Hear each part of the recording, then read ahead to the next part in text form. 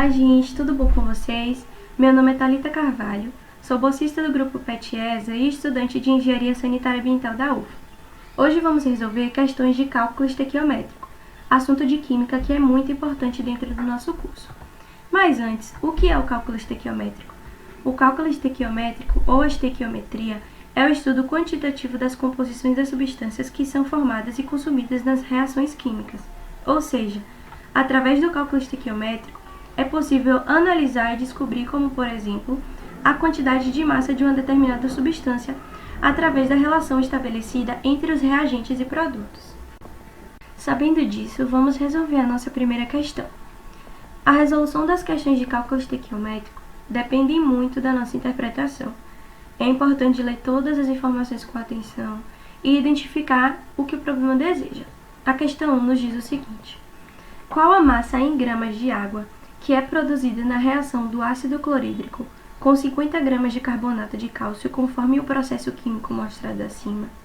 Nessa questão 1, o problema deseja saber a quantidade de massa em gramas que é formada de H2O através da reação do ácido clorídrico com o carbonato de cálcio.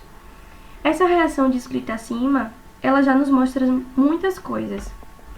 Ela nos mostra que, quando 100 gramas de carbonato de cálcio reage com ácido clorídrico, formam-se 18 gramas de água.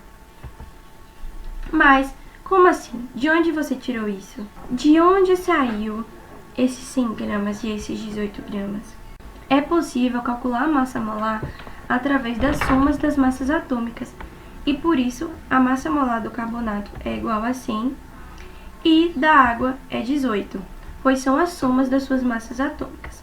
A própria questão 1 já nos fornece o valor dessas massas atômicas nos dados, mas caso isso não aconteça, a prova ou a própria questão que você estiver realizando teria que nos fornecer a tabela periódica para que a gente consultasse a massa atômica de um determinado elemento, como por exemplo o carbono aqui nessa imagem, em que sua massa atômica é igual a aproximadamente 12. Então, se 100 gramas de carbonato de cálcio gera 18 gramas de água, quantos gramas de água é capaz de produzir 50 gramas de carbonato de cálcio? Fazendo a regra de 3, nós conseguimos obter que 50 gramas de CaCO3 pode, reagindo com ácido clorídrico, gera 9 gramas de H2O. Essa questão foi bem tranquila, né? Vamos passar para a próxima. Questão 2. Em alguns fogos de artifício, alumínio metálico em pó é queimado, liberando luz e calor. Este fenômeno pode ser representado como: qual o volume de O2 na CNTP necessário para reagir com 1 grama do metal? Como eu disse na questão anterior, olhar para a reação nos permite tirar muitas informações. A questão pede para que a gente descubra qual o volume de O2 necessário para reagir com 1 grama de metal. O que é que essa reação nos diz? A reação nos diz que 4 mols de Al reage com 3 mols de O2. E através do cálculo da massa molar, que foi explicado também na questão anterior, nós sabemos que 108 gramas de Al reage com 67 litros de O2. Mas por que esses 67 litros está aí? O volume molar, de acordo com a CNTP, equivale a 22,4 litros. Então, se temos 3 mols de O2, teremos o valor de 67 litros. Sabendo disso, podemos descobrir então qual o volume de O2 necessário para reagir com 1 grama de Al. Fazendo a regrinha de 3, encontramos que o volume necessário é de 0,62 litros. A questão 3, ela diz o seguinte: determinado óxido de nitrogênio é constituído de moléculas de N2OX. Sabendo-se que 0,52 gramas do óxido contém 1,2 vezes 10 a 21 moléculas, determine o valor de X. Essa questão ela deseja que a gente encontre esse valor de X. E para que a gente consiga encontrar, é necessário encontrar a massa total desse óxido de nitrogênio. A questão nos diz que 0,152 gramas de N2OX contém 1,2 vezes 10 a 21 moléculas.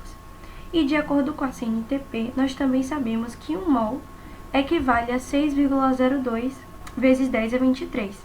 Sendo assim, dessa forma, a gente pode encontrar o valor total de gramas de N2 ao X. Fazendo a regrinha de 3, nós achamos que o valor é aproximadamente 76,25.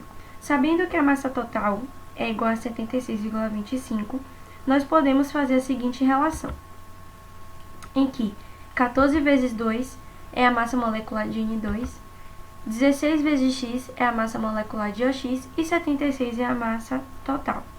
Resolvendo essa equação, a gente encontra que x é igual a 3. Agora vamos passar para a quarta e última questão. Ela diz o seguinte: a floculação é uma das fases do tratamento de águas de abastecimento público e consiste na adição de óxido de cálcio e sulfato de alumínio à água. As reações correspondentes são as que seguem. Se os reagentes estiverem em proporções estequiométricas, cada 28 gramas de óxido de cálcio originarão de sulfato de cálcio. Essa questão deseja saber quanto de sulfato de cálcio é gerado a cada 28 gramas de óxido de cálcio. Nós precisamos observar que se trata de duas reações referentes a diferentes etapas de tratamento e que o óxido de cálcio está em uma reação diferente da do sulfato de cálcio. Apesar disso, elas estão em proporção, pois a cada 1 mol de óxido de cálcio é formado 1 mol de hidróxido de cálcio, e a cada 1 mol de hidróxido de cálcio é formado 1 mol de sulfato de cálcio. Logo, nós podemos concluir que a cada 1 mol de óxido de cálcio resulta em 1 mol de sulfato de cálcio. E através da massa molar, nós podemos fazer a seguinte relação, que 56 gramas de óxido de cálcio resulta em 136 gramas de sulfato de cálcio. Então, 28 gramas de óxido de cálcio resulta em 68 gramas de sulfato de cálcio. Então é isso, gente. Muito obrigada. Treine mais questões, porque o cálculo estequiométrico ele precisa de treino para que a gente consiga resolver mais e mais questões. Se inscreva no canal e até a próxima!